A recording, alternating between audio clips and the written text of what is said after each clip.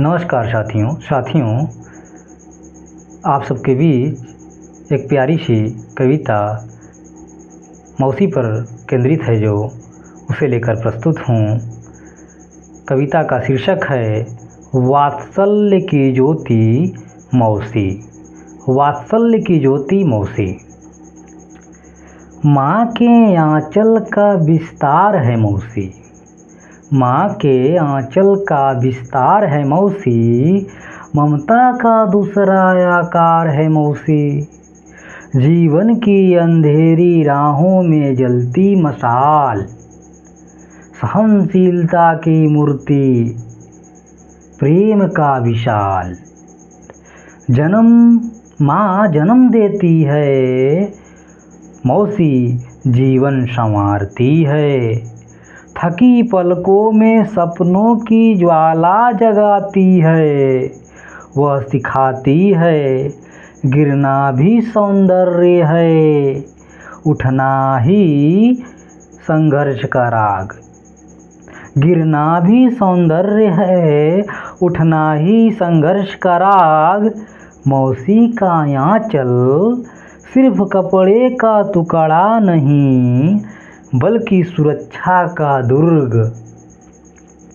विश्वास का गढ़, जहां आंसू बहाना कमजोरी नहीं और मुस्कान पाना कठिनाई नहीं। जब माँ की व्यथा पर्वत बन जाती है, मौसी वही नदी है जो चुपचाप बहकर दुख अपने भीतर समेट लेती है। जब माँ की व्यथा पर्वत बन जाती है, मौसी वही नदी है जो चुपचाप बहकर दुख अपने भीतर समेट लेती है। इतिहास गवाह है गौतम बुद्ध की जन्मदाता थी महामाया, पर महाप्रजापति की ममता ने उनके भीतर बोधि का बीज बोया। माँ ने जन्म दिया, मौसी ने जग बदलने की चेतना जगाई। इतिहास गवाह है गौतम बुद्ध की जन्मदाता थी महामाया, पर महाप्रजापति की ममता ने उनके भीतर बोधि का बीज बोया। माँ ने जन्म दिया, मौसी ने जग बदलने की चेतना जगाई। मौसी रिश्ता नहीं, माँ का विस्तार है। उसकी चुप्पी, उसकी आँखें, उसके शब्द, सब में छिपे हैं अनगिनत आशीर्वाद। उसकी चुप्पी, उसकी आँखें, उसके शब्द, सब में छिपे हैं अनगिनत आशीर्वाद। हर घर में मौसी है, जैसे समाज में क्रांति की मशाल। वह सिखाती है दूसरों का दर्द अपनाना ही सच्ची इंसानियत है। वह कहती है संघर्ष भागो मत, उसे गले लगाओ, यही तुम्हारी पहचान बनेगा। मौसी पूरे परिवार की धड़कन है। रिश्तों में दरार हो तो जोड़ती है। सपनों पर ताले लगे तो चाबी बनती है। वह माँ की छाया है और माँ की अनुपस्थिति में माँ का एहसास है, माँ का साहस है। उसकी गोद सबसे सुरक्षित पनाहगाह, उसकी डांट ममतामयी शिक्षा, उसका हाथ पीढ़ियों की सीढ़ी। ओ युवा, ओ युवा, यदि मौसी को याद करो तो उनकी आँखों में आदर्श की लौ देखना, उनकी मुस्कान में जीवन की सच्चाई पढ़ना, उनके संघर्ष में क्रांति की तलवार पहचानना। ओ युवा, यदि मौसी को याद करो तो उनकी आँखों में आदर्श की लौ देखना, उनकी मुस्कान में जीवन की सच्चाई पढ़ना, उनके संघर्ष में क्रांति की तलवार पहचानना। मौसी केवल रक्त का संबंध नहीं, मौसी केवल रक्त का संबंध नहीं, वह भविष्य की नींव है, माँ और समाज के बीच का सेतु है, वह इतिहास की नायिका हैं जो किताबों में नहीं लिखी जाती पर हर घर में जीवित रहती हैं।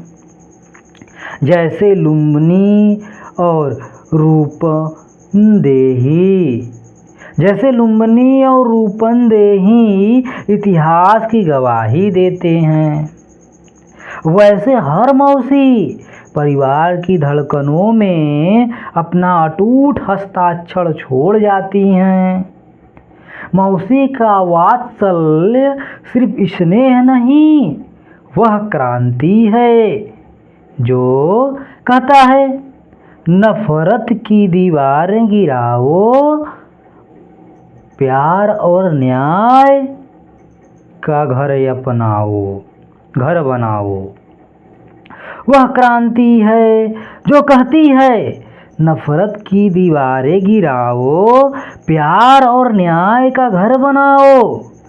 मौसी जीवन की ज्योति है, अनकहा गीत संघर्ष की प्रेरणा, ममता की प्रकाष्ठा।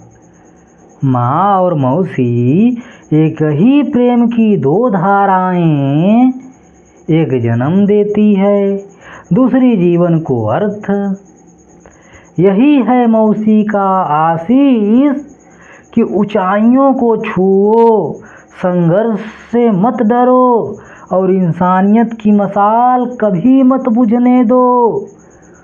ओ मौसी, ओ मौसी, तुम माँ की अनंत छाया हो, महामाया की अनुपस्थिति में महाप्रजापति का साहस। तुम आत्मा की साथी हो, जहाँ वात्सल्य की धारा बहती है, जहाँ आत्मा की तलवार हर अंधेरे को काट देती है। ओ मौसी, तुम माँ की अनंत छाया हो, महामाया की अनुपस्थिति में महाप्रजापति का साहस। तुम आत्मा की साथी हो, जहाँ वात्सल्य की धारा बहती है, जहाँ ममता की तलवार हर अंधेरे को काट देती है। तुम्हारी गोद में छिपी है वह लौ, तुम्हारी गोद में छिपी है वह लौ जो राहों को रोशनी करती है। तुम मित्र भी हो, मार्गदर्शक भी, रोल मॉडल भी, संघर्ष का स्तंभ भी। तुम बच्चों को सिखाती हो मूल्यों की लड़ाई, व्यक्तित्व की आज़ादी और जीवन का सार। परिवार की धुरी हो तुम, भावनाओं की वर्षा हो तुम विश्वास पात्र हो, जहाँ राज खुलते हैं और स्नेह की बाढ़ बहती है। तुम अर्धमाता हो पर भूमिका पूरी माँ की, तुम अर्धमाता हो पर भूमिका पूरी माँ की। तुम्हारा प्रेम अनूठा, गहरा, क्रांतिकारी, तुम्हारा वात्सल्य समाज की जड़ों को हिलाने वाला, तुम बेटियों को उड़ना सिखाती हो। तुम बेटियों को उड़ना सिखाती हो, बेटों को सम्मान देना, परिवार को जोड़ती हो, समाज को सशक्त बनाती हो। तुम्हारा आशीर्वाद सिर्फ शब्द नहीं बल्कि क्रांति का नारा है, सपनों को जलाने वाली आग है। तुम्हारा आशीर्वाद सिर्फ शब्द नहीं बल्कि क्रांति का नारा है, सपनों को जलाने वाली आग है। ओ मौसी, तुम मेरे जीवन की शक्ति हो, माँ और नानी के साथ प्रेरणा की त्रयी हो। तुम्हारे वात्सल्य में डूबकर मैं योद्धा बनता हूँ, समाज की बेड़ियाँ तोड़कर नई दुनिया रचता हूँ। तुम्हारा प्यार सिर्फ ममता नहीं विद्रोह है, जो कहता है उठो, लड़ो और प्रेम से दुनिया बदलो। तुम्हारी गोद में छिपी है वह क्रांति जो हर बच्चे को बनाती है अमर और महान और अमर। तुम्हारी गोद में छिपी है वह क्रांति जो हर बच्चे को बनाती है महान और अमर। धन्यवाद साथियों, यही तक कविता थी। उसमें ऊपर आपने देखा कि जब हम लोग इस कविता में कोली राज